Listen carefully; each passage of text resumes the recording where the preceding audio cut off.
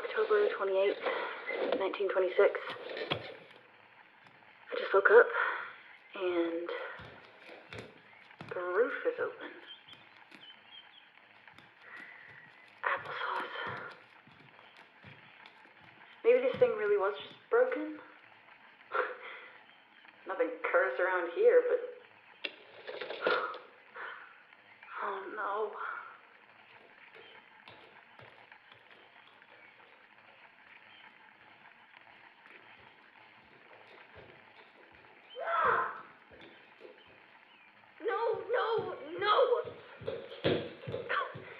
Of course. What a waste of time.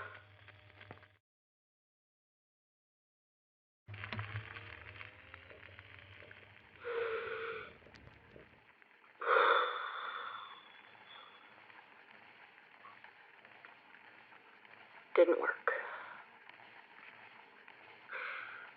After everything, all the false leads and dead ends and humiliation, I really thought I had it. Thought I'd finally figured something out for once. But Tim's still here. Over and over again. Every idea I've had has been wrong. And not just about this. How could I have hoped to solve the afterlife when my life's a mess? I'm jobless, homeless, friendless. And all this malarkey with Tim, it's just the rotten cherry on top of a poison cocktail. And June is due back any day now. She expects to be rid of a house guest, but there's still one she can't see. Visibly pulling at her nerves until she breaks. Like me. Maybe then she'll understand. Maybe then we can be sisters again. Mad. But together. Okay. Baby steps. First things first. Let's close that roof.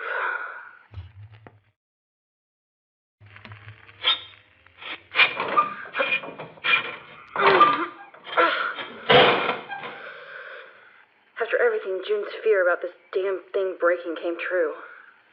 None of it my doing, but that won't make much of a difference to her.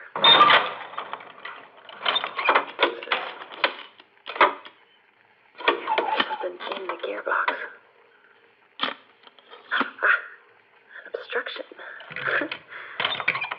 Must have fallen from its hiding place. Got it. I think that should do it. Yep, that's it. It's not actually broken, thank God. What is this thing?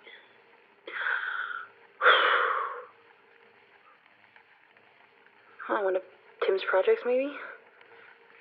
Oh, ew, I hope it's not something lewd. What else warrants stashing it in a rusted-out gearbox? It's wood. Oh, it looks like one of those... Oh, yes, it's a music box. Or it would have been. Not quite finished. Inside there's a little pouch of... Yep, more parts. For the first few months after I moved in, I found Tim's little projects tucked into every little nook and cranny of this place. Not really hidden, just...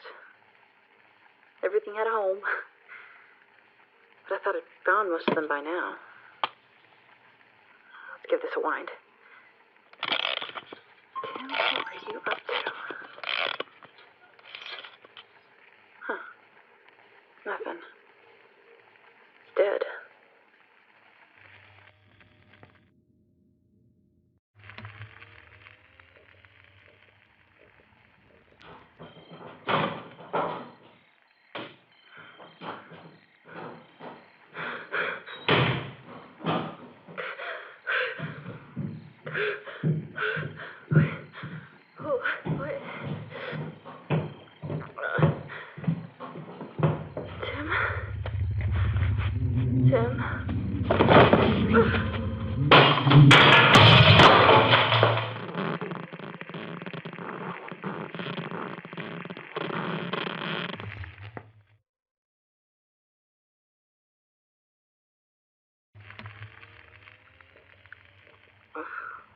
October 29th, 1926.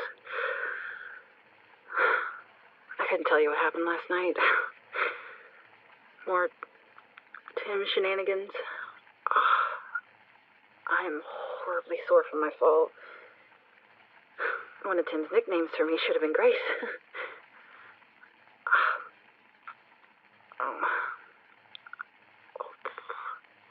My mouth is so dry this morning. I can't seem to get enough water. I must have slept with it wide open. Trying to catch flies. All this to say, when I fell, I took the phonograph with me. It's bent and is not recording correctly. We'll have to rely on the dictaphone moving forward. I'm stalling. There's something else. After last night, it's Tim. Craps, I don't know how to talk about this. He doesn't look like he did when he first appeared to me. Sure, when I started to muck with his routine, he monstered out a few times, but this is different. He no longer looks whole, even for an apparition, and he's showing wounds. His mouth, it's caved in, and his eye is missing. It's just flashes, really. Translucent and difficult to see at times. Giving Tim what I thought he needed didn't end his loop, so either I still don't know what he needs, or getting it won't be any help to him. He's caught. It's cyclical, forever, incomplete, like a musicless box you keep winding but never plays. Maybe I've been focusing too much on the immediate concern of this specter. What Tim's been doing, what he's been trying to get at, how it affects the household now. But what about before that? What if the key to all of this is to look back to how it began? Within all of the chaos and the drama of that terrible time, we never really understood what actually happened to Tim.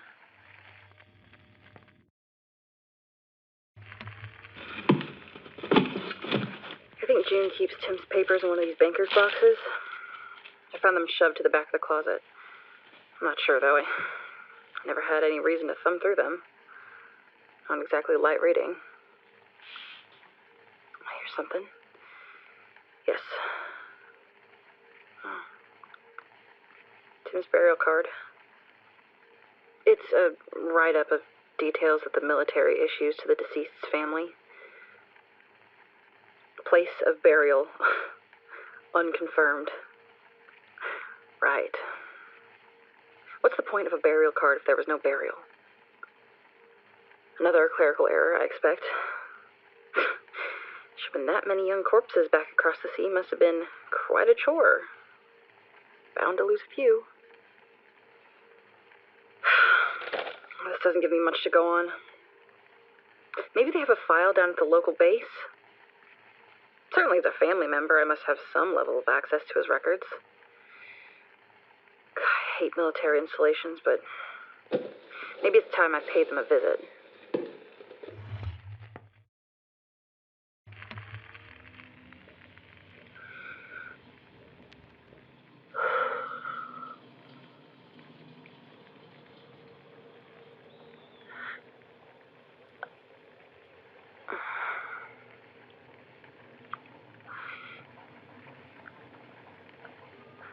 I can't bring myself to go home just yet.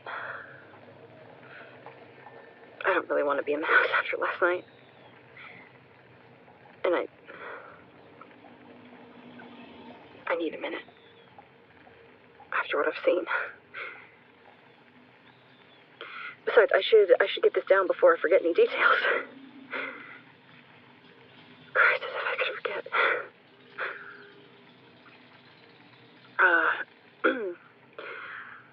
I packed Tim's dictaphone on the off chance that they might allow me to bring it into the records office.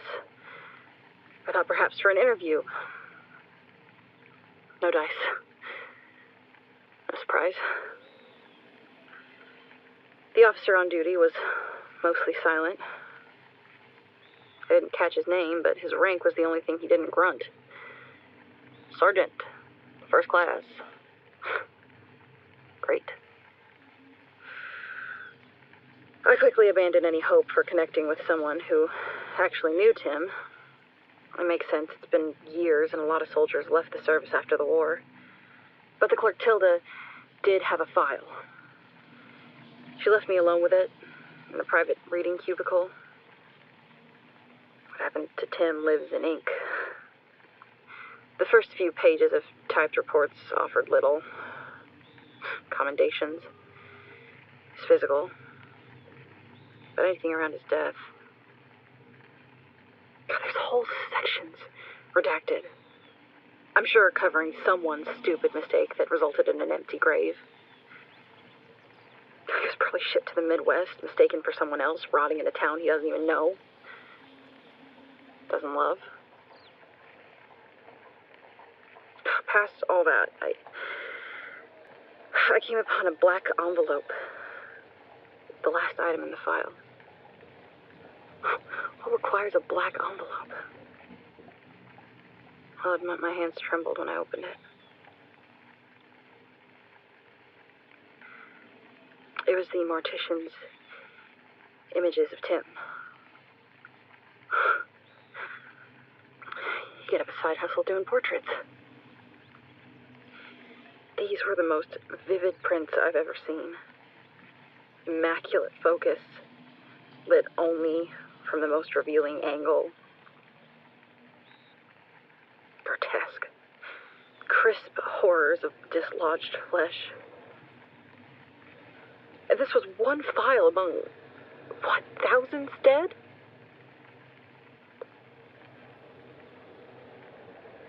There's Tim. Undeniably himself.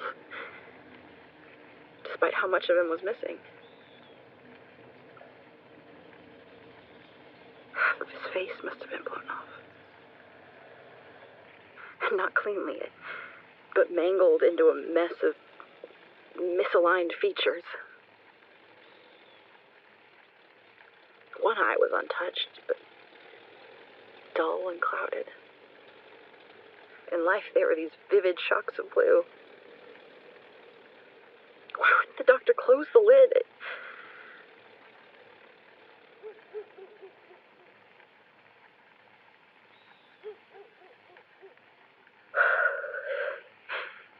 His other eye was technically intact, but buried in a pulp that cut down across the lower canyon that was his jaw. A face that, in survival, would never have sung with June again. Never again laughed over his evening coffee. Never again whispered for a private audience. His exposed throat peeled back to... Oh, God, I can't. That's enough. He met a violent end. There's little more to say. That's what I'm getting flashes of at the house. Tim is starting to look as he did upon his death. And that leaves me with more questions. Namely, Tim's actions now. Does it somehow stretch back to the unimaginable pain of his final moments? Was he alone when he died? Is that why he can't stand to be alone now? I had never considered why they hadn't buried a body. I understand now what state it's in, but the very fact that they have those photos, just more questions and more pain. And poor Tim.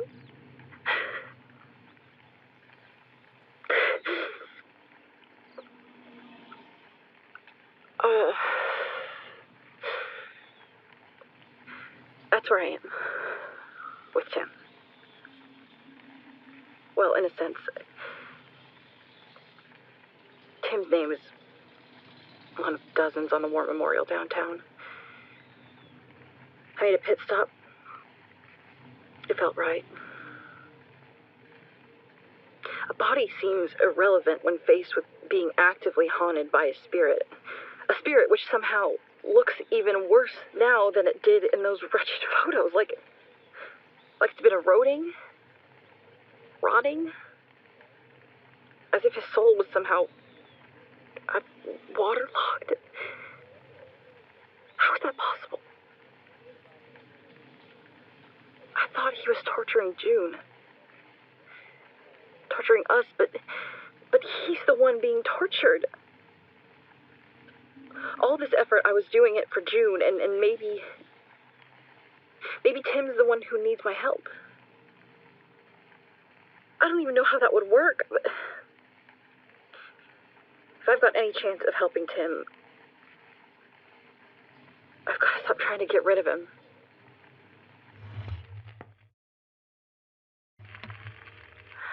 Okay. I've given him everything he's reached for. I've chased him around town. I've completed his loop, and I'm pretty sure what I've been seeing are all things he did in the days or weeks leading up to his deployment date. But what about those things left undone? What was he not able to do? Maybe he's not reliving something exactly. Maybe there's an unfinished piece of his puzzle. How would I even... I've gone through all of his possessions. We received his personal effects, the things he took with him, but what if he left something behind? A goodbye he was never able to deliver. A gift he never gave to June. Music box. Of course.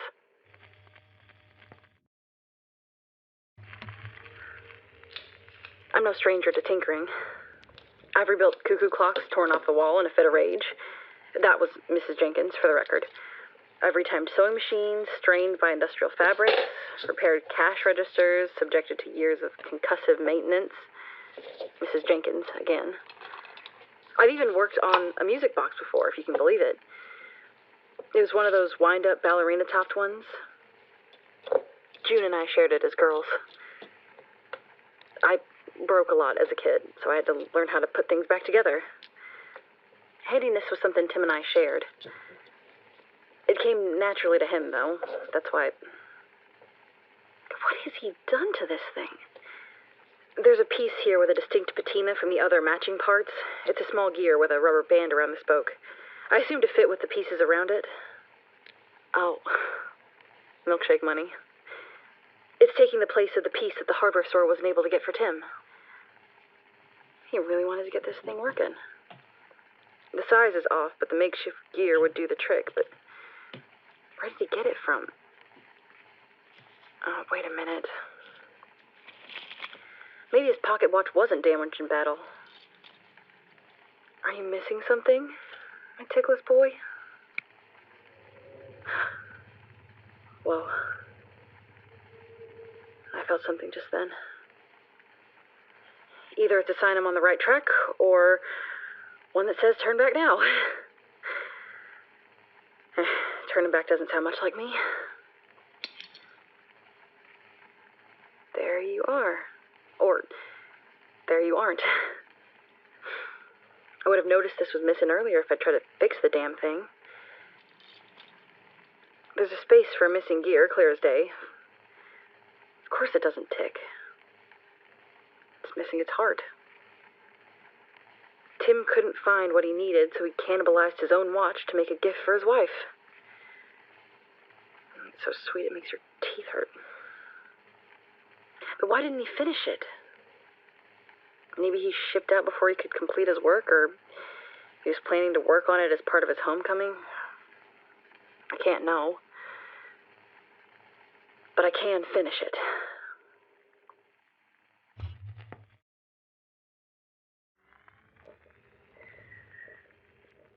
This will be a tube-worthy moment if I've ever known one. Not to get ahead of myself, but I'm prepared for ethereal fireworks or something if I manage to pull this off. More likely hellfire with how things have been going. Rein it in, Lenora. You know this isn't the first music box I've had to repair, but the one we had when we were little was different. The song lived on a metal drum with little nibs that struck against a series of tabs to produce the notes. I convinced June that we could change the song. She wanted it to play her favorite tune. The one that would become their song. Hers and Tim's. By the light of the silvery moon. It always seemed odd to claim it as theirs. It was June's. Part of what made her... her. Someone doesn't get to retroactively be a part of that. Didn't they have another song they could discover together? Off topic. Sorry. In the end, June let me modify the music box. We cut off and reattached the nibs to change the music, and it was a disaster. The box I'm working on now doesn't work like that. It's hand-cranked, fed a roll of punched paper, I think to allow for different songs to be played. There's only one piece of paper, though, and Tim's rigged it up to play on an enclosed loop. It's clearly a labor of love. And I don't need to be able to read the punches to know what song it is.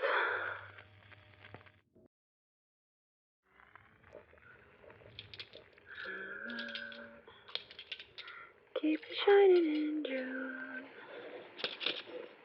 Your silvery beams ring the streets. It feels good to be working with my hands again. Tim used to ask me to assist him on jobs so many times when he was alive, but I was stubborn. I'd always rather learn on my own than be seen assisting someone else. That strain has gotten me into trouble at work, certainly, but I suppose it might have kept me at arm's length from family, too. I used to wonder what friends Tim and I could have been without June there. Terrible. I know, not something I would tell anyone other than Wax. Teaching or collaborating was never a kindness I allowed Tim to give me. I still hate the idea of owing anyone anything, even experience. I don't ask for help, and I don't usually volunteer it. I can't bring myself to presume I'm needed. I knew that our interests overlapped, but it wasn't something I ever gave any power to. Yet here I am, sitting at Tim's workbench, finishing his final project, assisting him at last. Better late than never.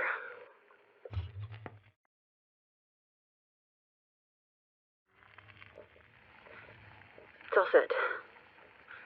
Rust removed, fittings tightened, parts in place.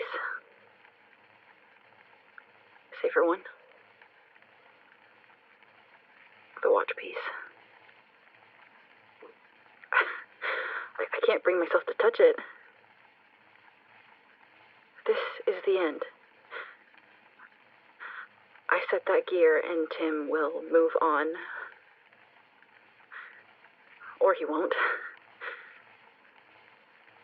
One way or the other, the shape of the rest of my sister's life and mine will be formed as a result of this moment. I can't. I can't.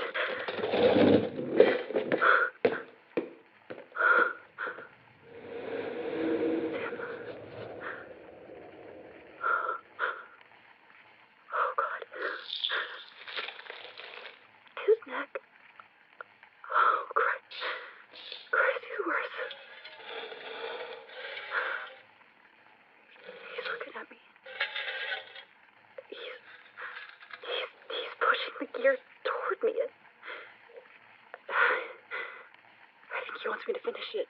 Oh, it's a strain for him. Christ, is he getting weaker? Okay. Do you want me to... We touched. His hand touched mine.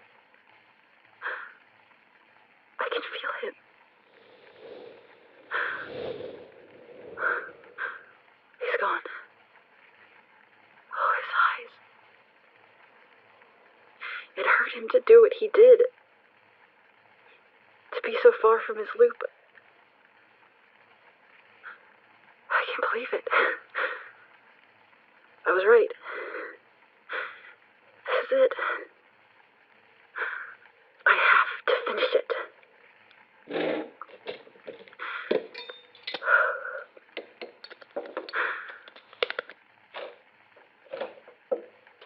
It's done. Okay.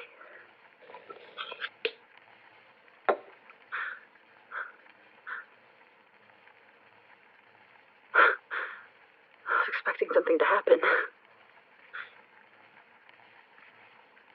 Is that it?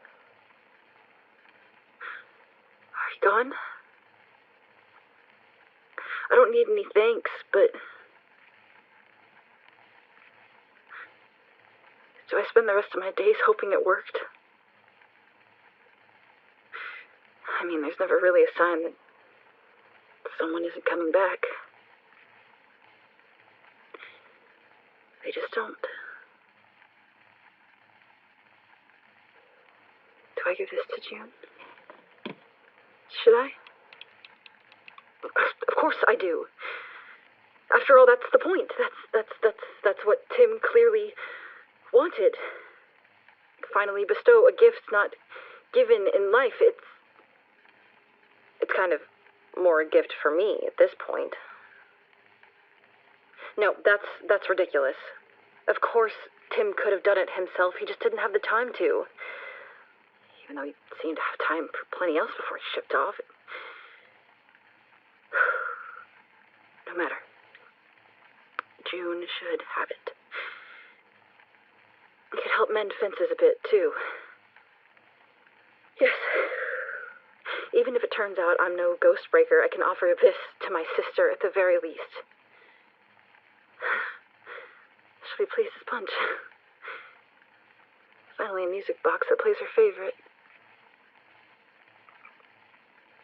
If that's to be the case, I'd better confirm it works. Mustn't be too confident.